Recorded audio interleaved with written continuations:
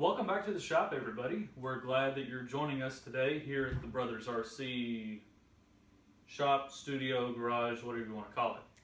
Now, what we're going to work on today is this Axial Wraith Spawn, an excellent truck, and it's ready to run form.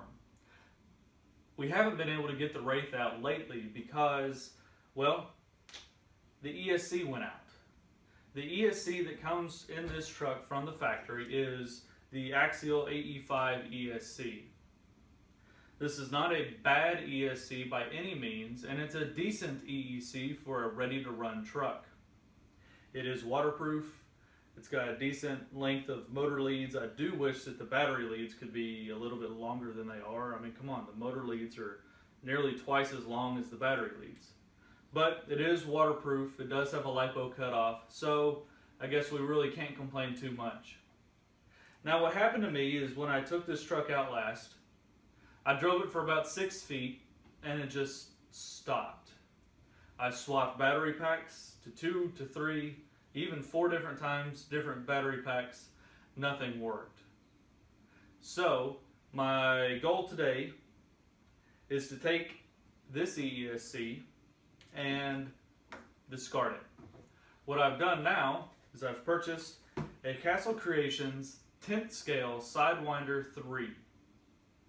Now, Castle Creation does have a couple of different versions of the Sidewinder 3.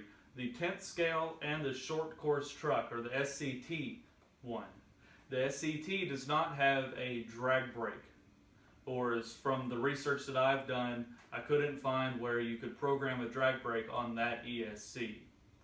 Also, something I recommend if you ever buy a Castle Creations product, or if you have an AE2 ESC in your Axial vehicles, is to go ahead and get the Castle Link. And what that is a little plug that allows you to plug in the receiver plug on the ESC into your computer, and you're able to change your settings. There's a million videos on the Castle Link, so we're not going to go over it right now. Needless to say, I went ahead and adjusted the settings in this ESC to exactly what I want. So, now that we've got it out, I'm going to go ahead and get the motor leads off of this ESC.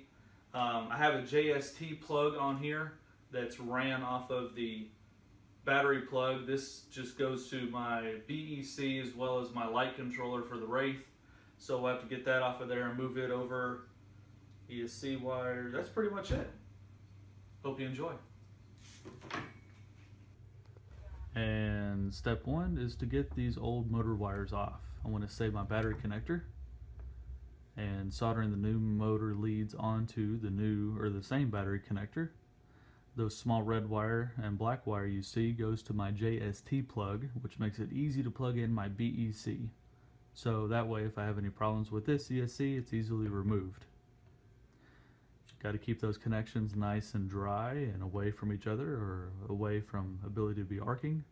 I am using a BEC like I just mentioned, so we need to remove the power wire from the receiver plug. I don't want my ESC having to power my receiver since it runs through the BEC.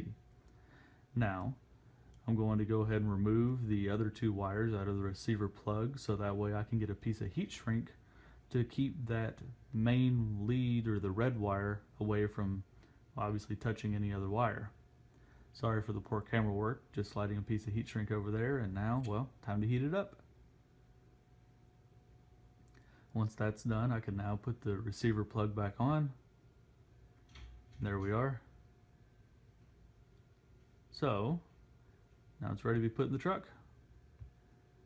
Mounting the ESC back in its original location because I haven't made any other fancy plate to mount the ESC anywhere else. Mounting the switch with a couple of zip ties, and so the Wraith is all put back together.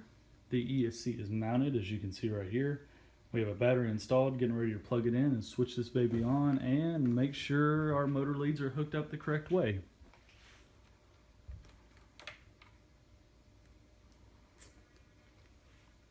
Alright, so we didn't get any beeps out of the motor, so I'm guessing my switch is in the off position. We'll go ahead and turn that on. There we go. 3 beeps there. We have a 3-cell battery. Still have steering because it's running through a BEC. And let's see, forward. Perfect. Reverse. Looks good. I think we have a running Wraith. Well guys, thanks for checking out this video. Don't forget to subscribe and share and comment on all that other fun stuff, and hopefully this has been a decent video for you all that may need to consider an upgrade for your Wraith, for your ESC. Now the price that I paid for this Sidewinder 3, well, I didn't want the body on the table anyway, let's just knock it off. The price I paid for this Sidewinder 3 is pretty comparable to what you would find for any other ESC, especially the AE5 that was in here or the AE2 ESC that you can get in the SCX10s or the original Wraith. So, with that being said guys, I'm going to take this for a spin around the garage and we'll see you next time. Bye.